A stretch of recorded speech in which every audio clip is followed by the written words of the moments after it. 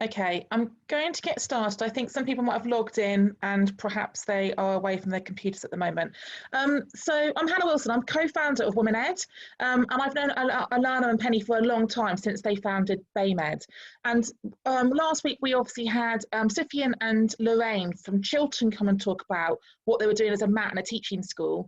And I really wanted you to meet the co-founders of BAMEd, because I think they're doing brilliant work. And I was just saying to Penny before we came on the call, I got the newsletter last night, and their newsletter is like CPD in itself.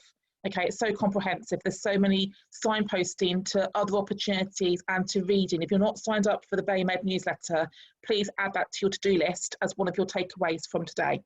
So for those of you who weren't here last time, the session will be sort of like 20 to 30 minutes of input from them as our guest experts. Please listen, but also if you want to do comments or questions in the chat bar, do so.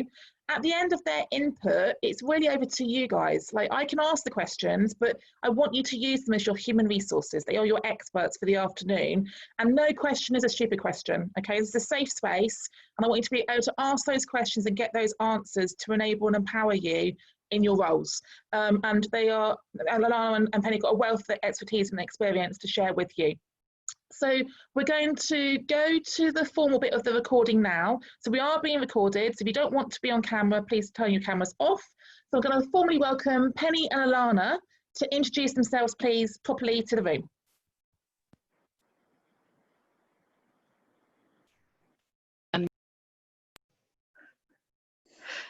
Hello. Go for it, Alana. I'm trying to. So hello everyone. I hope everything is going well and you're having a great day so far today. Let me just share my screen with you so that you have a sense of who we are and what we are doing. So we are BAMEd, and BAMEd comes from the Black Asian Minority Ethnic Educators, and it's made up of a steering group of us who came up with this concept. Now, my name's Alana Gay. I started off in secondary teaching. Came from, obviously, Trinidad, that's the accent, and developed my teaching practice in a secondary school, going through the ranks of science. About 4 years ago, I was on Twitter, as you do, hopefully everybody else here is, and on EduTwitter, we were having a conversation about the school workforce census. And as we had this conversation on Twitter, as you do, people jump into the conversation. And one of the people who came into this conversation was Amjad Ali. And he said, I have very little chance of making it to headship. And I said, oh, are we playing top trumps? Well, I have even less chance than you as a Black, Caribbean, immigrant, female. Even less chance of making it to headship than you. And he said, well, what are we going to do about it? So we said, well, what can we do? We can make change happen. And that's what BAMEd is about. It's about making change happen. So we went out and we found a group of like-minded people from all ethnicities. And I do stress that, because the most important thing about BAMEd is that it welcomes all ethnicities to be a part of the discussion and a part of driving change. And we went and got all of these people, and we decided to put this group together. In the meantime, I decided to also make a change from secondary into primary, and I'm currently the head teacher of an independent prep school called Vita Epax, that's located in Oakwood in North London. So my experiences and everything that I'm speaking to you from today, and the ideas that we're going to share, will come not only from my experiences in secondary provision, in a secondary senior leadership team, in primary senior leadership teams, and across primary provision, as well as across the independent sector. Penny?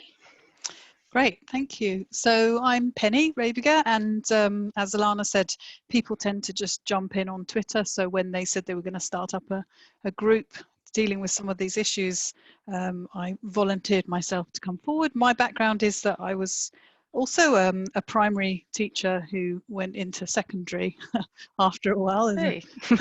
So we've gone in opposite directions. And since leaving teaching, I worked for the Key for School Leaders. I've worked for Challenge Partners, and I'm currently Director of Engagement at Lifter. And yeah, I have an abiding interest in inclusion, in diversity, in trying to make the world a bit fairer and better for everyone involved. Excellent. So as we talk through, ask lots of questions, because it's all about letting you know what we are and what we do. So we're a grassroots organization, which means that there is no money. We are all volunteers, which is why we all have day jobs that are very generous in allowing us to also pursue these interests. And this takes up all of our additional time. So, but it's something that's so important to us that it's something that we're happy to dedicate our time towards. And there are three main parts that we think is going to make those diverse communities representative as a part of education workforce. Now, I need to point out, when I say education workforce, I don't just mean in schools. I mean when we're looking at trust leadership, when we're looking at the HR departments, when we're looking at the Department for Education, and when we're looking at Ofsted, Ofqual, Examine Pearson's, any of those people who have that interest in education, down to the people who are providing the CPD for education itself. We are there to challenge them and to show them ways that we're able to represent our community in a diverse way. So our first aim is directed at increasing the number of Black, Asian, and minority ethnic people that are entering, and even more importantly, remaining in education careers. Because it's one thing to get people at the entrance point, it's another process that we need to go through to get them to think that education is a career path and something that they need to dedicate themselves to. Our second main aim is to encourage and support those in a profession so that they're able to progress within their career. So we're not only looking at the entrance, we're not only looking at getting people to remain, but we're also looking at what can we do in order to make it easier for someone to progress in their careers, easier for them to demystifying all the different levels of leadership. And what is it that additional support that they will need in order to be what I like to call the raisin in the rice? Because some people will be entering into environments where they're the only ethnic minority inside of a very white leadership team. How do we make sure that they're successful and they feel supported and their voice is heard? Thirdly, we look at how we champion our education structures. And I think that, Penny would agree, is our very long-term aim, because it's not just about decolonizing education, it is actually about deinstitutionalizing those structures that we have in place so that we don't have that bias that will prevent diverse representation from being normative. Penny, anything you want to add there? Not yet. I'll jump in, don't worry. So let's look at why we need to exist. And I'm going to ask everybody to have a look at the statistics here. Now, when we started BAMED, we were looking in about November 2016. So that's the details and the information we were looking at. So in November 2016, within that academic year, when they did the census of teaching staff, you have white British, and I've specifically gone for non-visible BAME, which is made up of white Irish and any other white background, and distinguish that from visible BAME. And I'll explain why.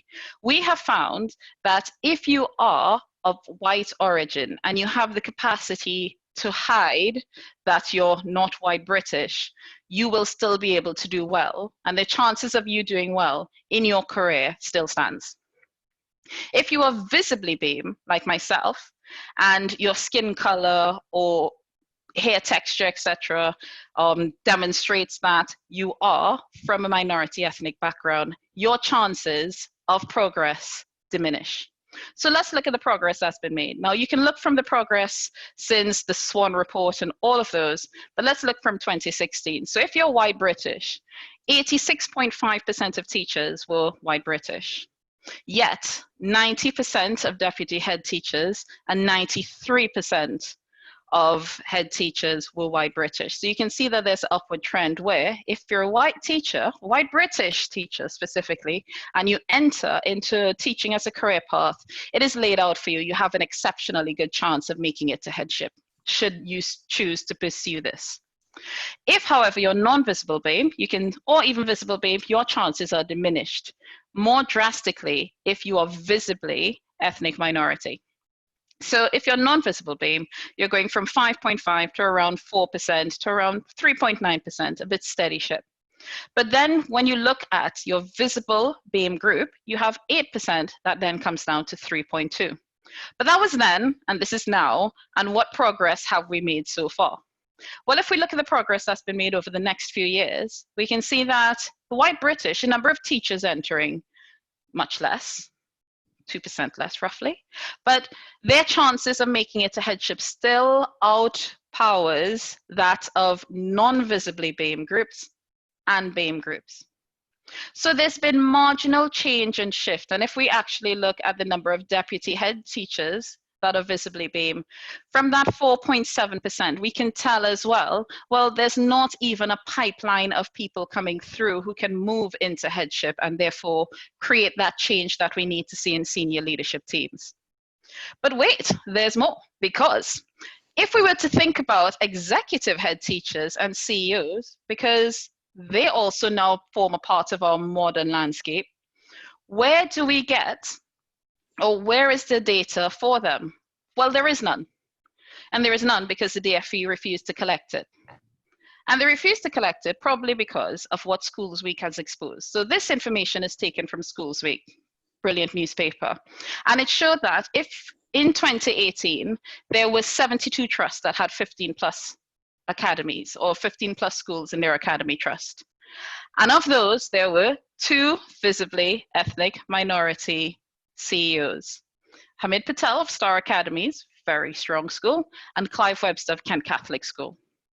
So Schools Week then ran this exactly the same test again in 2020. And now the number of trusts with 15 plus schools in their academies have actually increased. So it's up to 90 trusts.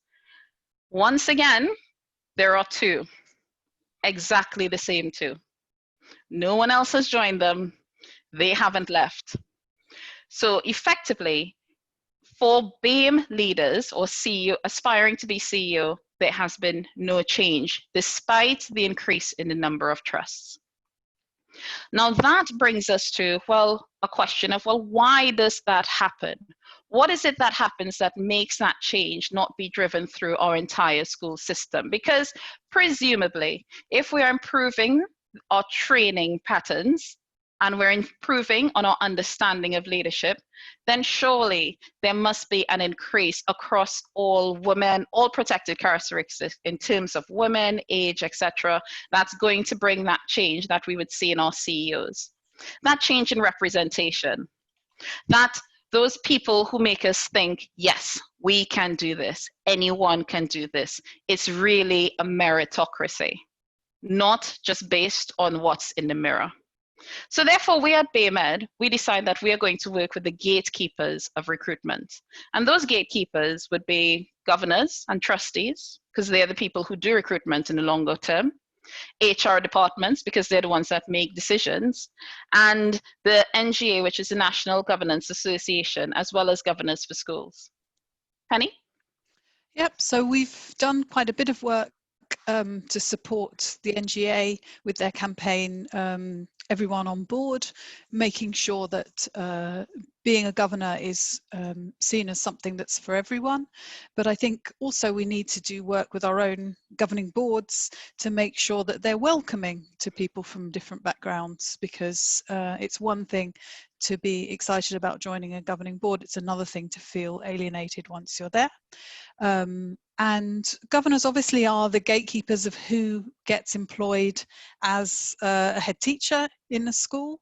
And so we need to shift attitudes towards what a leader looks like. And there's much research and evidence that shows that we are conditioned to really feel comfortable seeing a white man in power.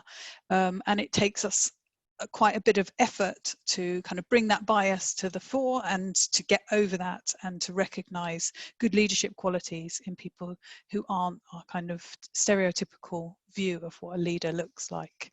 HR departments as well, and certainly since the COVID-19 and since the George Floyd incident, we've had a lot of calls from HR departments of multi-academy trusts and for schools and governing boards coming to us and asking for help to work out why they aren't getting the candidates coming through and they're not able to see them as viable candidates. So it is in that blend of having a look at who are the candidates coming forward. What is it that's happening inside of your recruitment strategy to attract candidates, and even down to the basic things? Where are you advertising? Yeah. And where are you going to find those people? One other thing I wanted to add also is So, for example, the ISBL, so that's the School Business Leaders Organization, they also ran a survey and found that within their profession, they're not getting Black and Asian candidates coming through.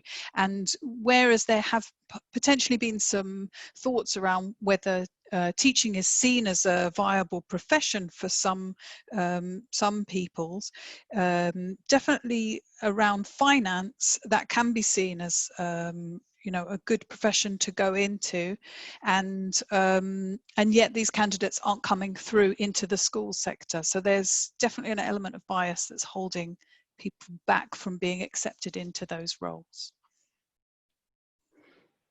Excellent.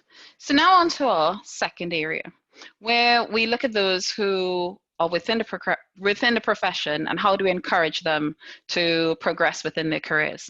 Well, our first point and our challenge to all of you would be first to highlight the presence. So there are many people who come to us in the first place and can go through their entire schooling as well as their entire part of their entire career and have never met a Black head teacher or never met an Asian head teacher, never met anyone who looked like them. For us, it's important to highlight the presence in two ways. One, because if you are of ethnic, or if you are of BAME origins, then having that role model, having that person there is significantly important, because they sort of are those pathfinders and they're the ones who can demystify those pathways for you. Secondly, if we are going to have an education profession that is reflective of the students, and that students are then going to have someone to aspire to, it is even more important in a white monoculture school that students have, or that there's a presence within that school of normalized ethnic minority, so that they have that understanding that comes from reality and not from stereotype. So Benny Carr has this saying that she uses, and she's like, we're going to usualize the presence of others. So we're going to usualize the presence of BAME. It's a question of how do we do that? Well, when it comes to the small things, we can make sure that we're mentioning their presence. So if you're planning this November, I know that seems a long way away, but if you're planning your Remembrance Day activities this November, how about you focus on the Gurkhas, or you focus on the West Indian presence, or you focus on the South African troops that were all a part of the World Wars, that did their bit within the Commonwealth in order to support those efforts. How about the remembrance be focused on them? Because it's then normalizes and usualizes the understanding that in all of the activity that comes around in the UK and in England, it's not just about the British, it's also about all the other people that came in to support. Now that's just one example. It could be a small thing, like if you're going to do your training, looking for conferences that are not all white lineups. How about making sure that you select only conferences that have a diverse presence, that recognize that there are specialists within every profession and every part of our profession that will come from diverse backgrounds. We don't always have to go listen to exactly the same people speaking. Second point would be on mentoring and what that can be and how that can be used in order to provide for all of our, for supporting people within progress in their careers. And mentoring sometimes is just the demystification of the application process. So it can be anything from there to simply having someone who will give you a safe discussion space where you can discuss issues that sometimes you feel is just in your head, but in reality might be a part of a wider space that you don't have within your school place. And then we also look at our research base and see how we can use that in order to emphasize. Penny, do you want to come in on our research base and mentoring? Sure. So just one thing to say about mentoring is it can be pitched as a kind of deficit model. So if we see our Black and Asian colleagues as somehow having less, and we need to mentor them to give them more. So I think mentoring should be done carefully as a two-way process. There's a lot for each side to learn. On the research base, it's really important for us as the BAMED network to make sure that we've got really good evidence and sort of facts and information behind what some of the issues are. And a lot of our work is around making sure that people are really clear on what the issues are and what are some of the good ways of tackling them.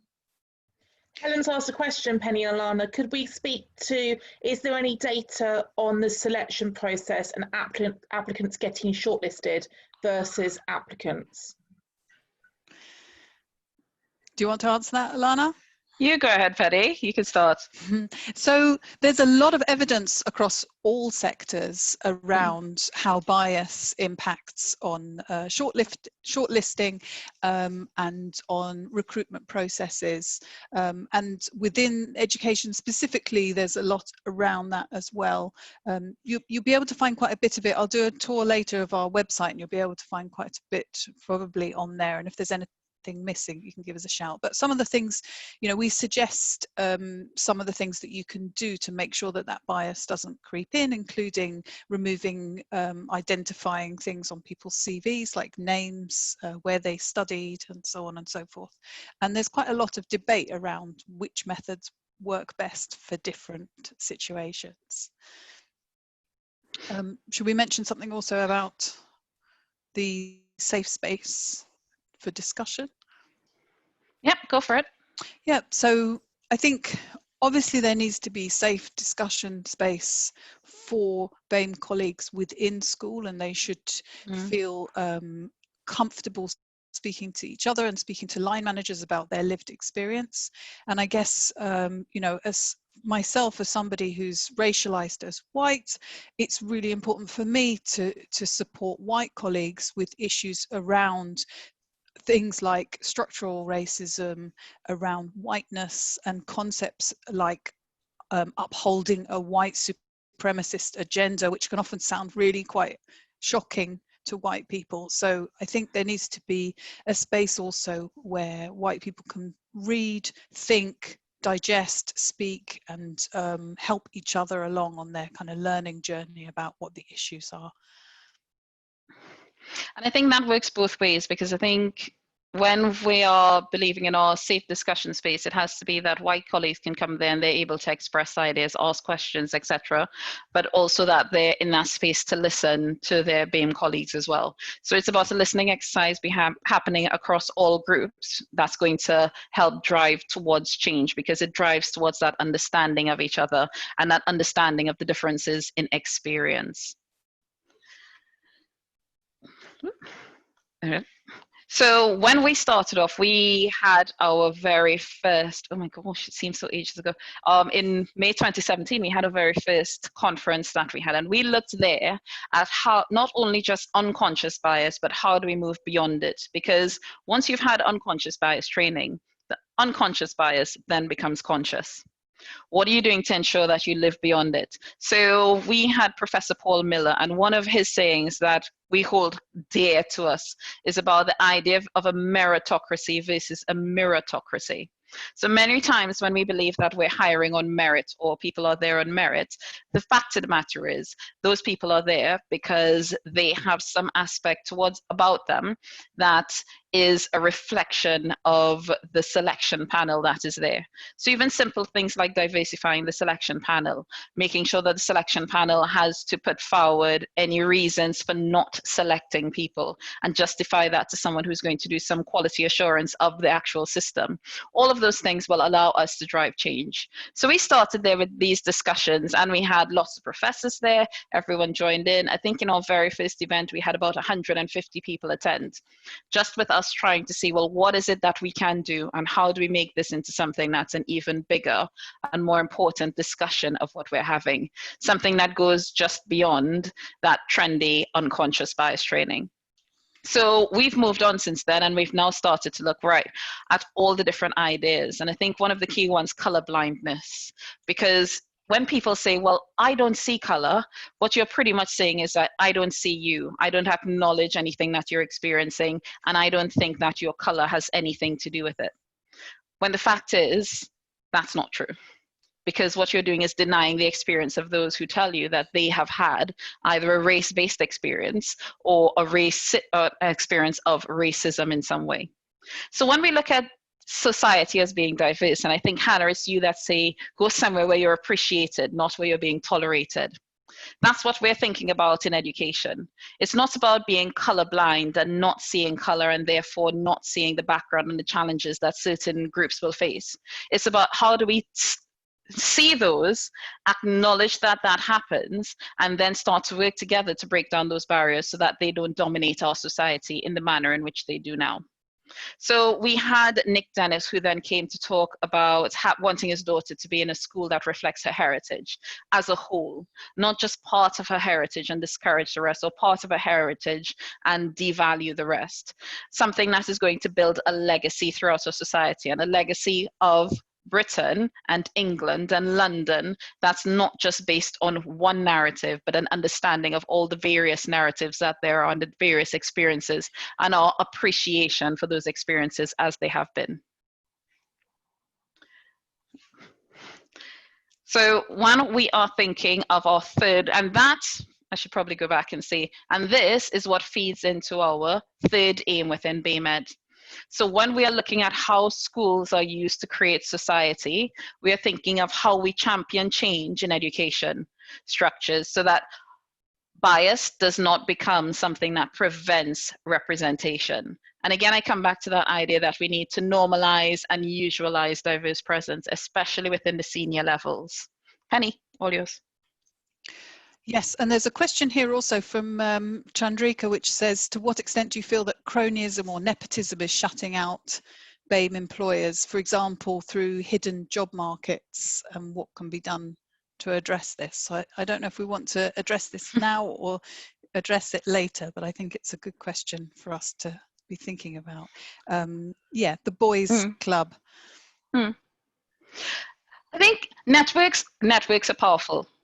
Whether we use them for good, whether we use them for negative, networks are incredibly powerful. And there are occasions when we know that people will know of jobs before they come onto the job market. So there are things that we know we didn't even realize was a job. We can think of parts in education where we didn't know that there was a tender to do that, or we didn't realize that that was an option available, or there was funding available for all of those things. And trust me, in BAMED, we felt that sometimes, that we didn't know that those options were available to everyone or available to specific people. There is, within our profession, some level of cronyism that exists, especially within the higher levels. And we know that because we can see in recruitment that we have some senior leaders who are able to move from one organization to the next and take up those and occupy those senior spaces seemingly in a round. What we need to do is, one, look at the trusteeship that allows that to happen and work with governors and trustees of boards so that those things don't happen and a fair process becomes what is morally correct. We also need to start working a lot more with those groups themselves so that they are seeking to recruit from a diverse pool of talent rather than recycling the talents that they already know of.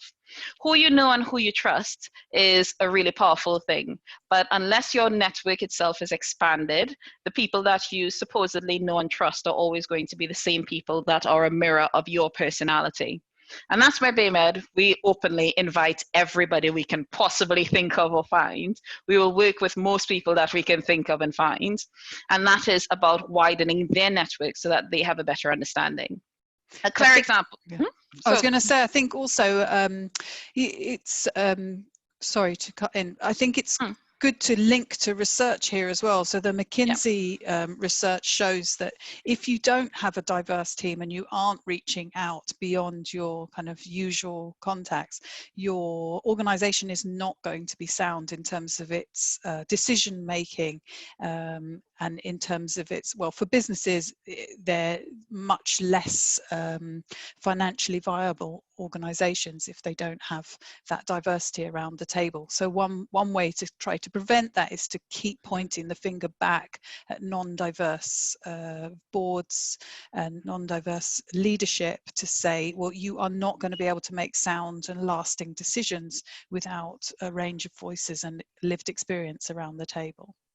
Can I add in also, as a straight white woman going to BAME, I then diversify my network. So it's a two-way networking process. I mean, it's not just about BAME educators going to BAME Ed to find mentors and coaches and leaders.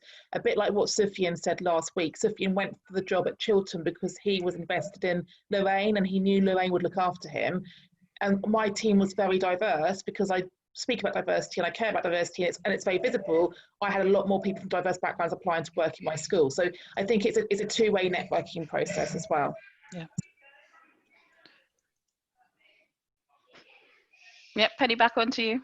Yeah. So in terms of shortlisting, I put actually a link in the chat there of some advice on recruiting for diversity.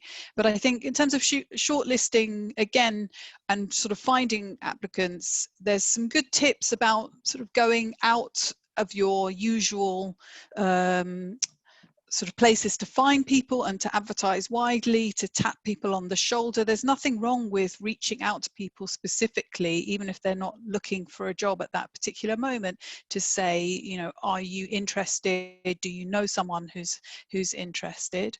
In terms of shortlisting, we mentioned earlier also what's called blind recruitment, although that's slightly ableist language, but taking off names and taking off identifying things that might make people be othered by those recruiting. On the flip side of that, though, I can say myself, when I've been doing recruitment, we've done the opposite. We've specifically looked out for people that we might identify as coming from quite diverse backgrounds and specifically kind of leaned into their applications and made an effort to look at if they are educated not in this country, to find out what they learned. If they are educated in this country, again, to find out what they learned specifically on their courses, because we often will go, oh, they've got a degree from Oxford, great, they must be amazing, but maybe they don't have things that are specifically relevant to the role that you're recruiting for. We mentioned also about governing boards and trustees. If you don't have diverse people around the table, you are in danger of making mistakes around just recruiting in your own image and feeling comfort around things that are familiar to you. Do you want me to continue on through these points, Alana? Just to add, yes, you can continue through these points, but just to add the fact as well that within the NHS, they have a very interesting system. So if they go through a recruitment process and they come down to interviews, etc., not only do the governing board then have to turn around to an independent adjudicator and explain the person they chose, but they also have to explain very clearly why they didn't select someone else. And that's been incredibly helpful in ensuring that they aren't applying bias, because they can't just say, I had a feeling, oh, I believe this person will do this, because that will obviously demonstrate the bias within the system. And then that triggers a change in the recruitment process itself. So it's not only about the process as it occurs, and then I've hired someone, it's all done. It's about what reflection is there in place, what accountability is put in place for that governing board, that recruitment has taken place as fairly as possible. Yeah, and I would add to that as well to say, when we talked about safety of speaking about things, once you're aware of bias, it doesn't go away, it's just there with you. So I've been on recruitment panels where we've said you're not allowed to say, I just got a good feeling. You're not allowed to talk about cultural fit, because that is often a euphemism for something else. but also we will talk about the bias that's creeping through. So for example, we were interviewing a woman who had a two and a half year old child, and one of my female colleagues said, "Oh, she's going to have another baby soon, isn't she? That's a bit of a risk." So we talked about that because that was something that was on her mind. She knew that was a kind of outlawed thought and that she shouldn't have that thought, but she wanted to get it out there and for us to say, now let's all help each other to make sure that this does not cloud our decision making and doesn't creep in as a factor as to why we're now not really hearing her when she's talking about other parts of her expertise and experience. So I think it's really important to just be completely open and honest about the things that are going to cloud your judgment. Other things on our list here are around presenters for CPD and conferences, and this is something we feel really passionate about, and we've created a list of speakers, and that speakers list grows because we often will gently say to conference organisers or suggest to schools that are organising their CPD for the year, you know, that lineup doesn't look very varied. Everybody seems to look and seems to be from the same kind of space. And often we'll get people pushing back saying several things. One, oh, we organised it in a hurry, we didn't know, or we put a call out and those are the people that came forward, or oh, we don't know people, you know, these are the famous people, we don't know people. So part of our mission is to be very practical and to give a list of viable, professional, high quality speakers who can speak on a range of subjects. So they're not all Black people speaking about the experience of being Black. They're people who are from a diverse range of backgrounds who can speak about behaviour, they can speak about curriculum, they can speak about maths as a specialism, they can speak about 1,000,001 things. So we like to provide solutions and not just pick at the issues. Alana, from your expertise, I think you should speak about curriculum content, and I can add a little bit from my experience also at Lifter. And I think for us, the important thing about curriculum content is just the same thing, and it's the same principle that applies to CPD and conferences. It's not an add-on. So I will tell you, I'm not an advocate for Black History Month because the history of my ancestors can't be told in a month. And it's very tokenistic. And it's fine to start there. But if 5 years later, you're still only doing Black History Month, then you've not encompassed any of the ideas that are essential for you to develop curriculum content that's truly reflective of our global voice.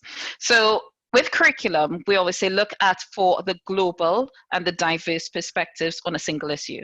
So I think I spoke before about if in November you're looking at the contribution of the Commonwealth and all of those other groups, the Indian forces, the Gurkhas, etc., all of those and how they contributed to the success that was that war.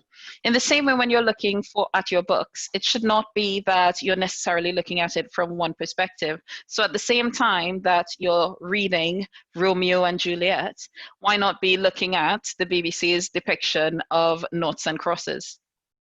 Compare and contrast, integrating that curriculum content that's in there.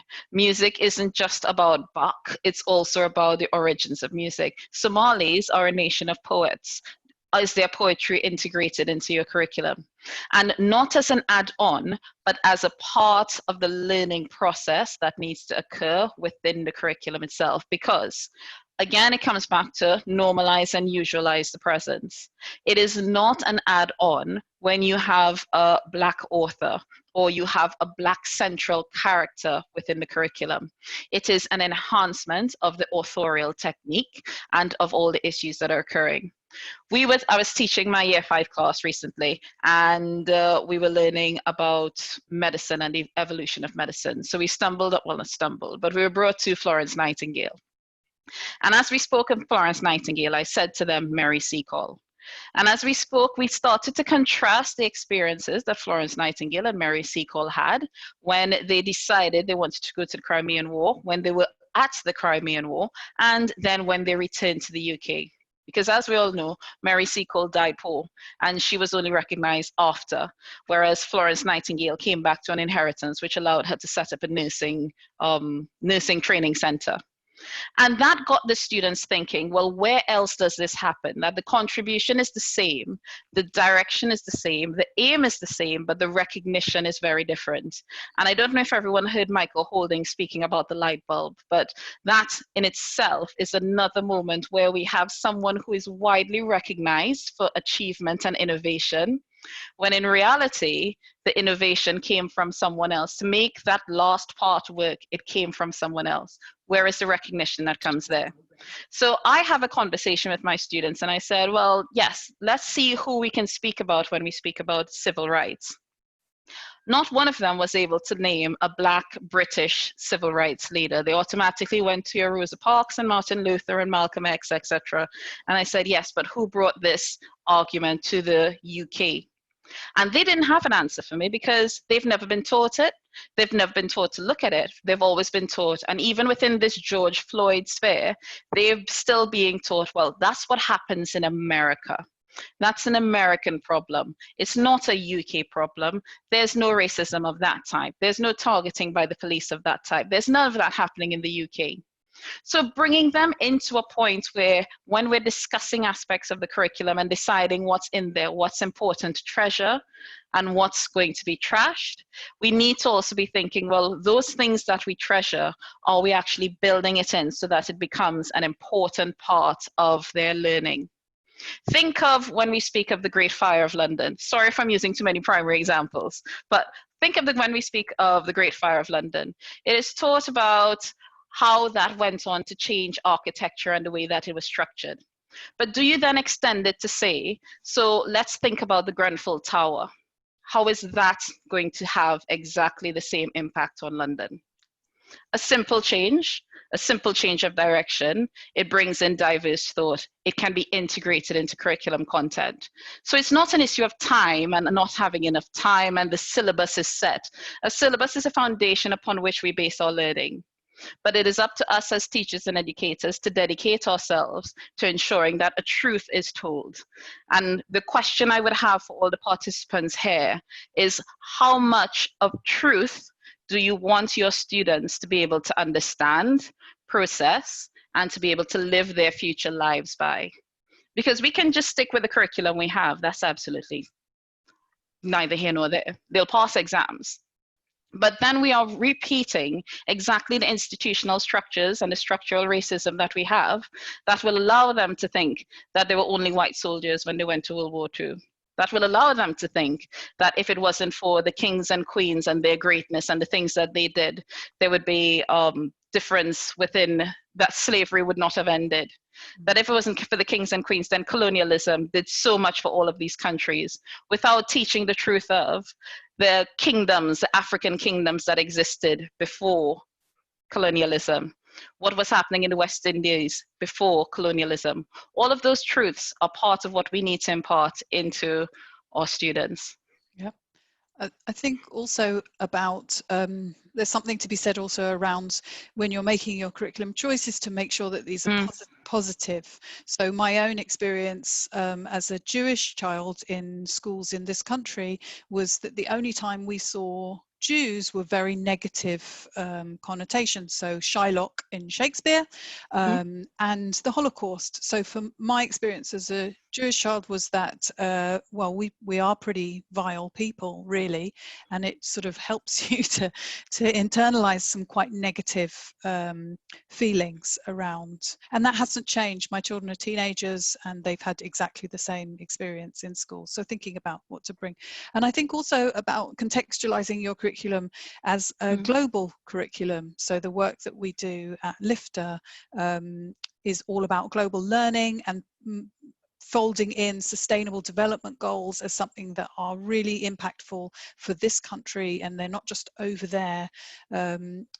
Understanding, for example, when you're talking about poverty, it's not just confined to developing countries, because a third of the children that we teach in this country live in poverty and suffer from things like scurvy and things that don't exist in places like Uganda, for example. So we often pitch our global learning as something that's about other people over there. I'm going to pop in the chat There's a free course that you can do on global learning and sustainable development goals with British Council and LIFTA if you want to look into that, because that's a really good way to start thinking a little bit more globally, and as we said, you know, utilizing diversity as part of the everyday experience of your children within the curriculum. And especially if you're within a school that is somewhat of a monoculture, so where there's monoculture Asian, monoculture Black, monoculture white, being able to give those children diverse perspectives and ensuring it's even more important that they have a global perspective and understand that there is so much diversity across the entire world in itself in order for that to really work. So at this point, I'm going to stop sharing, and Penny is going to now guide you through our website so that you can have a look at the different resources that we have available. Great. While she's changing screens there, are there any questions at this point? Thank you for the questions so far. Any questions that you're just mulling over before we dive into the website? You're all lovely and quiet and very well behaved, but please do ask questions. Hopefully still there as well. All right, over to you, Penny. Don't be well behaved. Come and disrupt. Come and disrupt. Hi, everybody. Can you hear me? Yes. Yes, Chandrika. Hiya. So I have been teaching for 10 years and I became a mum 2 years ago, almost 2 years ago. And I'm now in a strange position where I've been a middle leader for 8 years. A little bit bored in that role, to be honest, but there are no senior jobs out there that are advertised in a way that I can look after my toddler before he goes to school and keep myself challenged. You know, what can we do as a network to improve this? Because there's a real dearth of those kind of challenging senior roles, not just in schools, but, you know, in the wider landscape of education. Should I speak to that? Because I've hosted 2 events recently for flexible working, and actually there's been quite a big push about flexible working since 2017, and the DfE are working with Women Ed and a number of other organisations. But because of what's happened with lockdown, there's actually even more evidence now to leverage about how we can work flexibly, and there's quite a lot of traction. So I've hosted 2 events recently, I can send you the link, Shadrika, where I think there's real energy and there's real synergy coming, and it's about your business case. And actually you can apply for any job, it doesn't have to be advertised as part-time. You can apply for it and they have to justify why they can't offer it to you part-time. There's also Ginny B, which is a talent partnership organisation who can advise you on how to do it. And Teach First have got a new website launching through their shared headship network that is about leaders meeting leaders who then apply for a leadership role as a tandem. Because quite often an organisation just can't see past I won't have a whole person. But if you apply for a job with someone and they're actually getting 2 people for the price of 1, and they don't have to do the finding your other, like your 0.6 equivalent, that makes it easier. But it's just be cautious about who you match with and make sure you're fit with each other's there, because otherwise you'll have tensions within a job share. So that's just my feedback. Penny and Alana, do you want to add anything about flexible working and job shares? We've recently started doing some work with the maternity MTPT, maternity teacher. Yeah, and their network. And Emma Shepherd, who runs it, if you're on Twitter, do follow her, because she's starting to look into the issues specifically for BAME women and their return, because alongside having the pressures of work itself, it's also the cultural pressures on who takes care of children and who has a look at all that. So she is there, and I'd say use her as one of the resources that is available as well. Children and elders as well, because you know, we often get caught in this sandwich generation where we're looking after small children and we're looking also after our parents. So I think flexibility is something that we really need to get a handle on. Okay, the website. So can you all see my screen okay? Yes, thumbs up. Great. So there are several sections on our website. We are deeply practical people as well as being dreamers who want to change the world. So things that I'd just quickly show you now, our Connect page will show you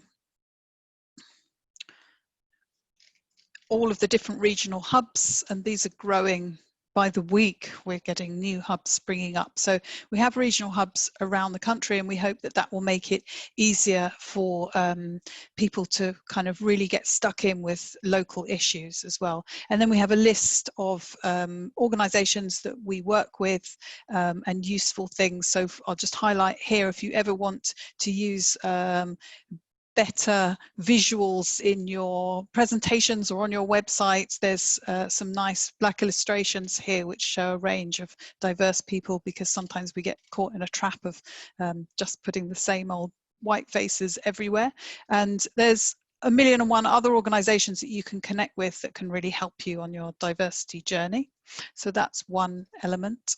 Our resources page, if you're on a learning journey, this is the place to go, and we've thought about all of your different needs and ways of taking in information. So there are articles, there are book lists for adults, there's book lists for children as well, if you're thinking about changing how your curriculum looks and what books are available from kindergarten right through to HE.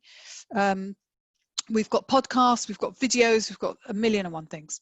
And then there's some specific things here that are worth looking at. So advice for being an ally. We talked about amplifying voices. This is a good way to learn how to do that within your organization.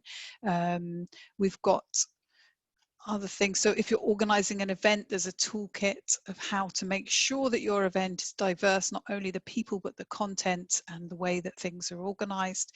We obviously produced guidance and a risk assessment for COVID-19 for staff coming back to school. So if you haven't seen that already, we produced that. And there's also a poster if you're getting into the nitty-gritty of critical whiteness studies. This can really help you. The speakers list we talked about, so if you need people to come in to deliver CPD, or you want people to come to your conference, there's a growing bank of brilliant people who can speak on a whole range of topics, and getting involved. So I put here the sign up to our newsletter. I put it in the chat, so you can sign up to our newsletter if you want to receive every month a wealth of information, ideas, job opportunities, and all sorts of different things. So that's our website, and it's bamednetwork.com.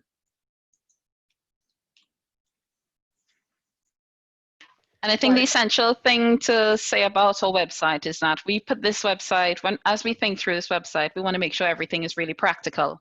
There is a lot that can be done from a research base, but for us, it's about what practical ideas can we get people to start with, so that you make one small change and allow that to snowball into something that becomes an even wider change that will lead to system change. So if we all make that commitment for one small change or introducing one aspect, then that's what's going to lead to continual change and bring that normalized presence of diverse perspectives into everything we do in education. Brilliant. Thank you so much, Alana and Penny. Really, really insightful and very practical. And I think what you've achieved in 4 years as an organisation is just fantastic. And you are challenging and you are affecting change. Do you want to just flag your next event? What's happening in September? What can people get involved with? So over the next 8 to 10 weeks, we're going to be collecting a range of recorded talks from people. We have had a lot of interest in how schools can now move forward and make their schools an anti-racist organisation. So we're trying to help people now on that strategic journey. So we will be collecting some inputs, and then we will be putting on, from the autumn term, monthly conversations with a panel of people who are experts in different areas around the strategic move from where you are to where you want to get to next. And we'll be running that throughout the course of the year, so that there'll be plenty of time. What we don't want people to do is to do knee-jerk reactions and bring in forced unconscious bias training as a kind of tick box. There you go, done, now we'll all be fine. We want to really help schools to think, learn, develop ideas, collaborate, and move forward strategically. I was going to ask whether we could speak to that specifically, because I'm sure everyone in the room has been seeing the surge of activity and interest in booking in anti-racist training, and that knee-jerk reactivity to the kind of the aftermath of George's murder. Can we just speak to that, Alana? Like, what tips do you give? Like, we've got a mixture of people working in schools, people working in LEAs. Like, how do they start in a school that perhaps doesn't know where to start, or how do they start as an individual? Like, what are some of the practical tips for that piece of work in particular? So I would say well, it starts with the audit of where you are at the moment and what are the values that your school genuinely commit to. So my school used to be a faith school, so it used to be a Catholic school, but I still start from that Catholic basis. So when we had our assembly, I would say, well, Jesus came to earth and he came for all people because he recognized and he valued all people. But when he came, he specifically spent time working on the poor, working on those people that need, the sinners, those that needed his support. Now, it's in that same way that we take that context. All lives matter. That's a given. It's not anything that's up for discussion. All lives matter. But until we get to the point that Black lives are treated in the same manner as white lives, that are treated in the same manner as Asian lives, then Black lives matters.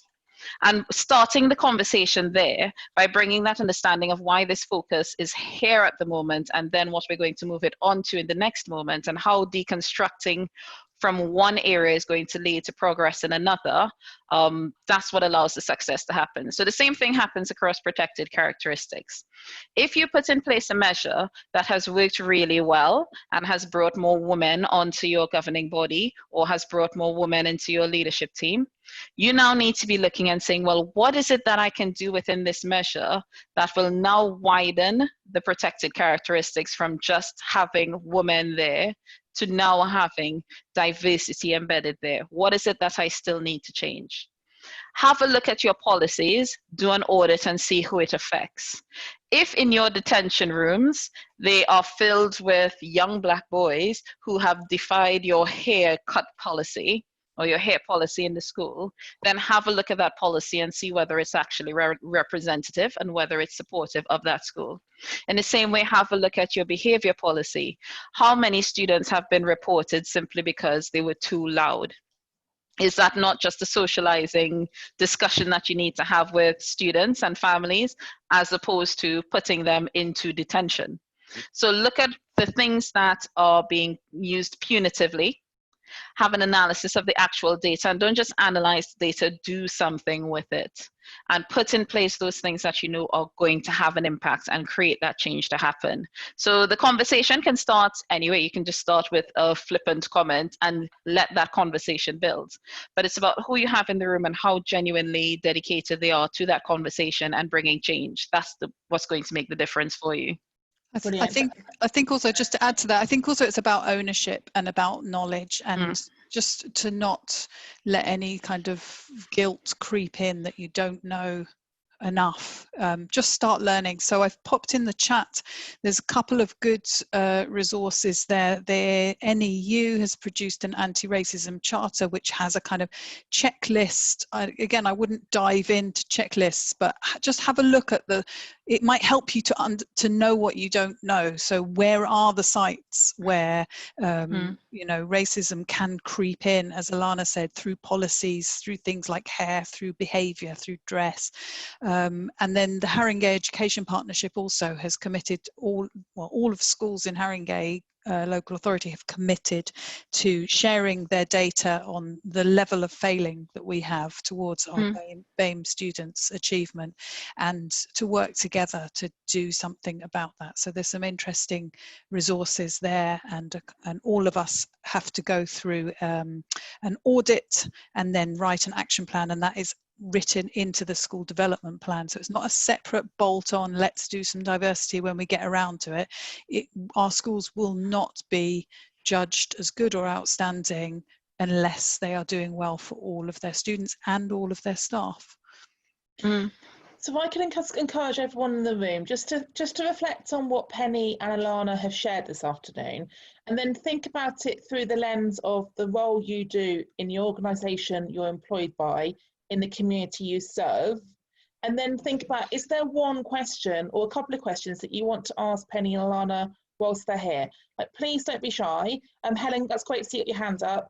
So we'll go to you next, but I really want you to utilise them as humans to answer these questions, because it will be the shortcut to going to do some of the reading, which you can obviously do as well, but use them both, they're here. So Helen, is it Helen from Coventry? Helen from Coventry, although technically it's Helen from Birmingham originally. Nice to meet you, Helen. Fire away, what's your question? Yeah, well, I've got a few observations and questions, so that's why I put my video back on.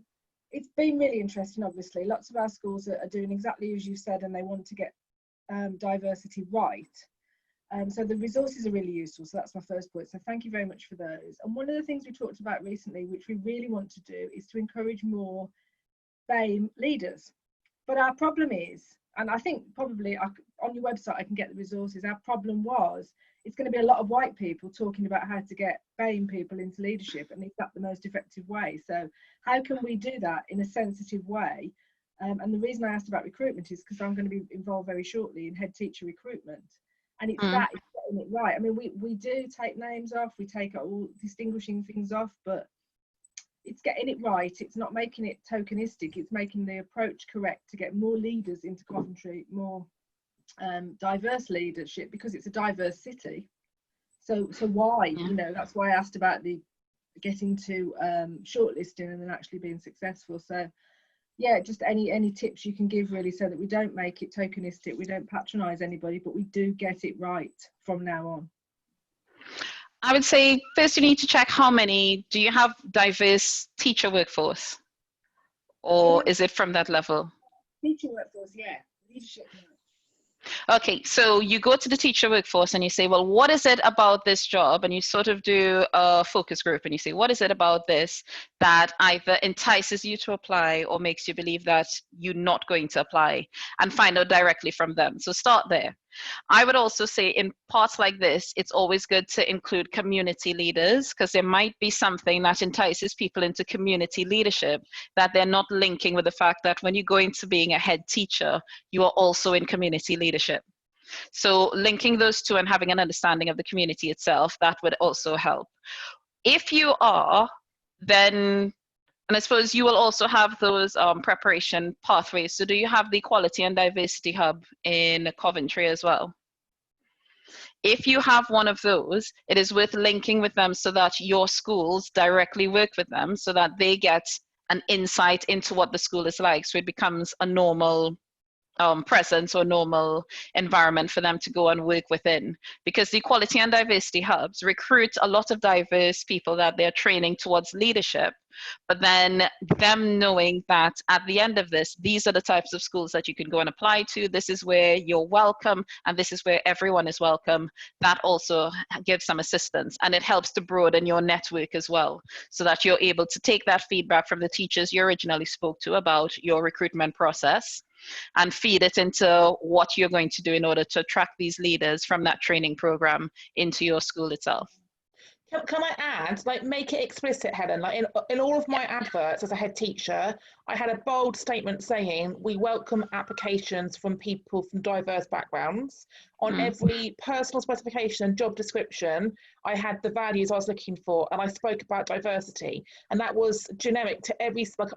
I spent hours, me and my PA, making sure that every document had it on there, but there was no, it was so visible, and I had a ridiculously high proportion of BAME teachers and leaders then applying, because they knew that it was intentional and it was meaningful. So I think be really, really explicit, not tokenistic, but explicit that you want to recruit diverse people to serve the diverse community.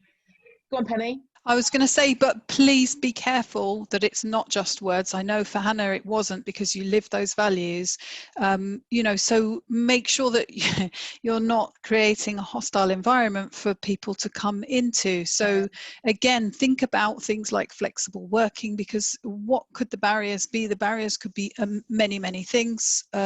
Think about specific training for white colleagues on allyship, on their own awareness, on language, on on behaviors, microaggressions, all of the things, because once you've been successful in bringing in the diversity that you want to see there, if people are then treated badly, unintentionally, intentionally, however it happens, if they have a terrible time, then you've actually done more damage than good. So do make those two paths work together. And feeding off of that, if I could just add, also look at how you treat people who aren't successful. So if I think back, I had to, as most BAME colleagues do have to do, you go for more interviews, and dependent on how you're treated within those interviews and dependent on how you're treated after those interviews in terms of feedback, I'd go to one school and I'd be told, no, you're far too direct, so therefore this path of leadership isn't for you. You'd go to another school and say, oh, well, you weren't direct enough, so therefore this path of leadership isn't for you. So when you start to get confusing messages about your leadership that you know is feeding into a stereotype, because what they wanted to say is you're a very direct Black female, and you're very forward speaking. So when you get into that, dependent on how a person is treated, in your own head, because I didn't know, because I've done this as well and I had to break myself out of it. In my own head, I started to develop a bias against specific schools, because I would then start to feed and stop myself from applying, because I'd say, oh, well, I won't go there because they're all white and they'll just think I'm too direct. Or I won't go there, it's all girls school, so therefore they'll think. And I start putting those barriers in place myself. And if it wasn't for the people around me and the network around me to tell me, stop being stupid, come on now, next application, let's go, we're going to get that, then that in itself becomes a barrier. So I'd say look at your schools and listen to those stories of how they treat people who aren't successful and what feedback they're giving to them, because sometimes that helps to that makes the problem worse in a region than it needs to be.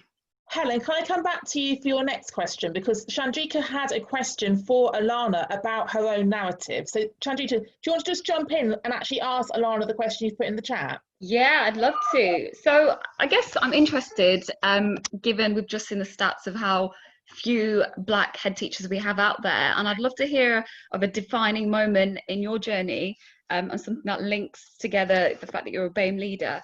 You know, it could be a challenge or something that you thought, you know what, that was powerful for me as a Black female head teacher.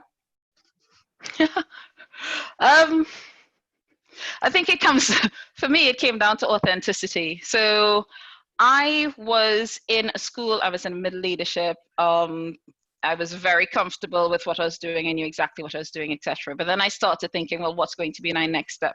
And that's when I hit what I like to call the concrete ceiling, the one where it's not even glass anymore. It's so hard. They're like, nope, this is what you are, and allowing others to define you. So I then went on and had my own moment of rebellion. So when I went to my school, I said, I want to do the Future Leaders program that's being run by Ambition School Leadership at the time. And they waited until a week before the deadline to approve it.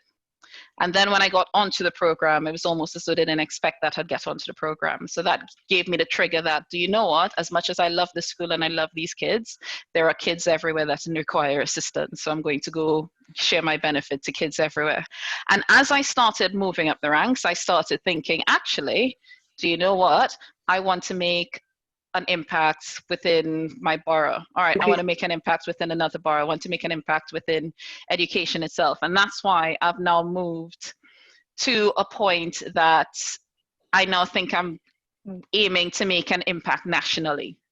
And I'm aiming to make things easier for the people that come after me. So I will freely share of my time, share of everything else. So my defining moment was when I sat down and thought, and this is after, no, actually, I can even go back even a bit earlier than that. I was made temporary head of science when my head of science went on maternity leave, etc. When she returned, she gained a promotion, so the head of science post was vacant, so I was left as temporary head of science. And I was made, despite being the internal candidate at running the school, the science department for a year, I was made to apply for that job 3 times. And each time in that school, I was told I wasn't good enough. And then I was put back as the temporary head of science. So in that moment, I made the decision that no matter what rejection I get, it's not going to define me, because that is based on other people's biases. I just need to find the right environment that's going to let me blossom. And I'm not going to tell a lie, even the post where I am now, it is because I have such a wide network that I went to everybody saying, I am going to do an NPQH. I will need a placement. Where can I get a placement that's going to be really good? And this started off as my placement. And then from my placement, I worked really hard and blossomed and everything else to get to being in this environment where it is now. And just having that desire to learn and that defining moment of saying no one else is going to define me. Because if I'm not good enough to run your department, why am I good enough to run it temporarily for a year? Great question, Chandrika. And Alana, I love your authenticity and your honesty. Thank you for being put on the spot there to share your journey, because like, I mean, we all know so many people who have got these stories, and like we think about the attrition rates for BAME leaders, middle leadership in particular. It's like, how many times do you bang your head against that concrete ceiling until you decide the system's not right for you? So thank you for staying and for showing people that you can get through it. You just have to keep going, unfortunately. And again, that's power of the network, because the people you surround yourself with, and I don't just mean in education itself, but it's also the people who will be like, it's not you, it's them. Come on, and they dust you off and they send you back again, and they give you that confidence and build you up so that you can get to that point. And that's where mentorship becomes really important, because for me to get to the position where I am, I'd have to thank, and white allyship becomes important. I'd have to thank Patrick Otley O'Connor, because he is a force. I'd have to thank Karen Giles. I'd have to thank Hannah Wilson. I'd have to thank Penny. There are all these people who will just talk you down from the cliff edge when you go, actually, I'm fed up and I've had enough and I'm ready to leave teaching. And that's it, I'll do something else. And they're the people who talk you back, calm you down, and set you up to go again. So that's what I aim to have within BAMEd when we do our mentoring, when we do any of these talks, whenever we do any of this, is about what practical things can I put in place so that your journey becomes so much easier. Because I want to be able to celebrate you and the authentic you, not a version of you that has a white face on, but the authentic version of you. Any comment back, Chandrika? Yeah, that was really brilliant and fascinating, and thank you for sharing that. It really resonates, definitely. I shared last week to Hannah and the other participants, you know, I come from a working class home. My mum has never had a professional job, and that idea of authenticity is interesting, isn't it, when we think about the fact that people like me are entering a middle class sphere and a white sphere, and the higher up you go, the less people look like you, and you know, that doesn't need to be an issue if people are comfortable with that. I mean, obviously it's an issue in itself, and it wouldn't be a problem if there were more faces from different classes and different ethnicities, and you know, that sense of alienation, loneliness is part of that journey. And you're absolutely right, you need allies, and I haven't heard the conversation explode like this before, which is really reassuring. But yeah, thank you for sharing that. It's really inspirational. Thank you, Chandrika. But I think I'd also say, sorry, Hannah, I think I'd also say, even if you are the only person of color or the any BAME face in the room, it also depends wholly on the perceptions of the white people around you. Because you can come into that space and you can feel the welcome, you can feel the warmth, you can feel the appreciation for who you are. But you can also walk into a room and you can feel the coldness, and you can feel the outsiders, and you can feel the othering. So I think we get both experiences, Chandrika, because being visibly BAME means you're going to walk into some rooms and people will say, oh, where are you from? Where are you really from? Because you can't be from there, so where are you from? Or you can walk into a room and you can get, hi, so tell me about yourself. And then you get a much wider, more open conversation where it's more based on the commonalities that are between you than it is about the differences that they can see. And that's where we need to get education. So it's not about having BAME everywhere. It's about having a profession where even our white colleagues have a great appreciation for the presence of everyone else who's in that room with them. Yeah, absolutely. Thank you so much, Lana. Can I come back to you, Helen? I think you said you had 2 questions. Can I go to your second question? It wasn't really a question so much as it's kind of a chicken and egg thing, isn't it, in a way, from what you said about knowing the history and stuff like that. And it's exactly what Chandrika's just said. That is the background of lots of teachers, isn't it? It's a white background, and they've gone through the curriculum. Everybody's gone through the same curriculum, so they don't necessarily know, do they? It's not a question. It's, you know, it's just an observation. It's how are they going to know unless they're taught it, and unless everybody teaches it them? They're never going to know. So they're not going to teach it. So they're not going to value it. And I just think it's not that we can't resolve it, we can, but I think when people are thinking about the curriculum, and it was on last week's call as well, wasn't it, about the curriculum, that is really important, and it's really timely now to get that across, isn't it, to say, like you've said, don't just do a month of Black history, weave Black people into everything that's happened, weave Jewish people into everything that's happened, so that it's not just about 1 month we celebrate this or 1 month we talk about it. And I think because we've always done it that way, and we've always done the curriculum, we've always taught about Guy Fawkes and whatever, we just always do it, don't we? Because we don't know any different in a lot of cases. So it is about changing the mindset of the teachers, isn't it, and educating people. And as educators, we should all be open to being ready to learn, shouldn't we, and changing our mindset, I think. But thank you, it's been, as ever, as last week, fascinating, so thank you very much. Thank you. Do you want to comment, Penny and Alana, any comment back to Helen? With her. I just popped in something into chat called Our Migration Story. So that I found that fascinating, again, as somebody who's Jewish, knowing that there were Jewish people from, you know, medieval times in England. I didn't know that. That's good.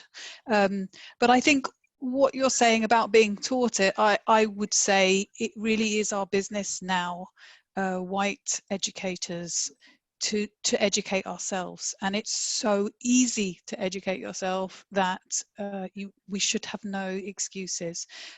So I think we need to take time out to listen to people, to seek out people, and there's simple ways to do it. So do an audit on your own LinkedIn and your Twitter profiles, and just see, you know, how many people look and sound like you, and can you reach out to people who have different stories to tell, and just ask them, like Alana says, you know, what's your story? Who are you? What's important to you? And just listen. But I think reading and learning and asking and thinking is really important. We have to educate ourselves. I'm not making excuses. What I'm saying is that some people don't do that, do they? Some people just accept what's given to them. They'll accept the curriculum, you know, I mean, and they'll accept that everybody is the same, when in actual fact they're not.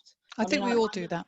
Yeah, I think we do to a certain extent, and I think it's important that we know that. I mean, I have the same issue with being European, you know, I'm passionate about languages, but lots of people aren't, so, you know, have a sort of thing, don't we? So, yeah. And read the curriculum, so I was just read the curriculum, because we do have the problem with some specs, that there's been lots of campaigns about some of the exam specs. For example, the GCSE music one a few years ago was completely non-diverse, but then we do have specs, like most of the English specs are really diverse, but you then have the head of English making a choice about which text to teach through his or her lens. And as someone who did post-colonial literature, and I've always read very diversely, I was horrified when I saw long-term plans for year 7 through to year 11 for 6 times 5, so 30 schemes of work, where every single playwright, author and poet was white. And I had to have that conversation with my head of English, and she was mortified that she had signed that off and she hadn't looked at that level of detail. So that's an example where, like, the kind of the cascade down sometimes of the strategy and the policy to the practice. Where are the gatekeepers? Where's the peer critique? Where's the kind of the curriculum evenings where you're swapping schemes of work and just giving that critical eye to the science team when you're English, or to the maths team? Because it's honestly, it's easy, but it's absolutely possible in every subject and every scheme of work to visibly model diversity, and it's an oversight. And I've walked through science lessons where every single image on the wall and on the PowerPoint is of a white man in a lab coat. White men will be scientists regardless. Like, it's about, so I think we do have to have that scrutiny. Sorry, Alana, what were you going to say as well? I was going to say that I think this is the one area where the Americans are probably ahead of us in terms of what they are able to do with their curriculum, because they are very entrenched in diverse curricula, so that there's lots of resources on African kingdoms, there's lots of resources on the development of Europe, and there's even lots of resources of First Nations. I'm not saying that it necessarily feeds into how well they treat those people now, but the resources for teaching and learning and the understanding of those areas are there. And I think, Helen, it comes back to you being able to be your authentic self, because why shouldn't there be a value for European and understanding European contribution to what in the UK? There should be a greater understanding, and that should be embedded into our curriculum. And that's where things like Our Migration Story works well, because it talks about Polish presence years ago, it talks about African presence years ago, and it talks about even the Windrush. All of these different ideas where we think, oh, migrants came now, it gives a totally different story, and we get to see all of the influences that were present in that time. But I'd say also look for resources from other countries, because they might have a wealth of experience in diversifying their curricula that we now need to start developing here in the UK. Yeah, absolutely. We've got 5 minutes left. Are there any other questions from anyone else in the room that you either want to type into the chat bar, or you want to unmute yourself and ask a final question?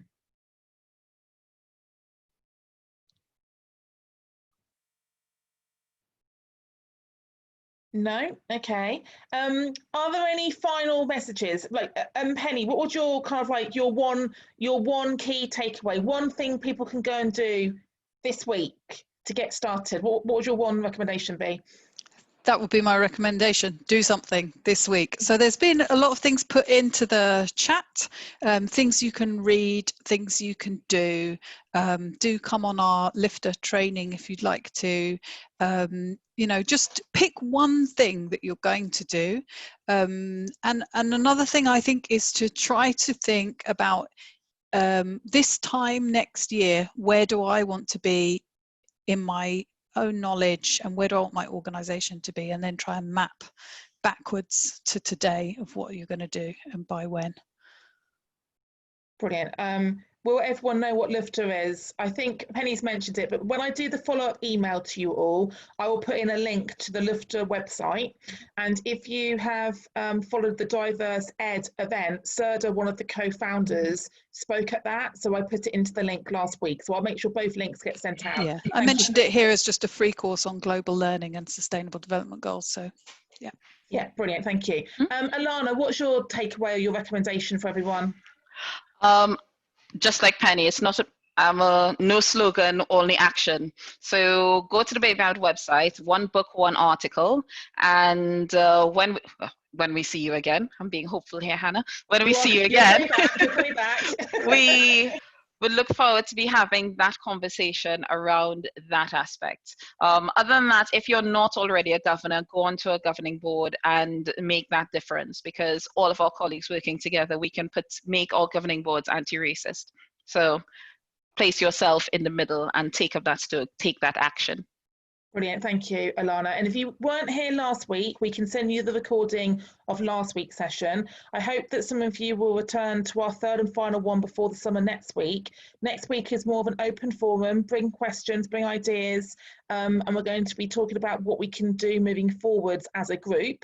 And then I'm going to be publishing the schedule for next term, where we're going to have an alternate weeks, webinar 1 week with an input, and then a forum the second week, because as Penny and Alana have said, it's about action. It's all well and good reading, listening, going to events, but it's what are you going to do differently the next day?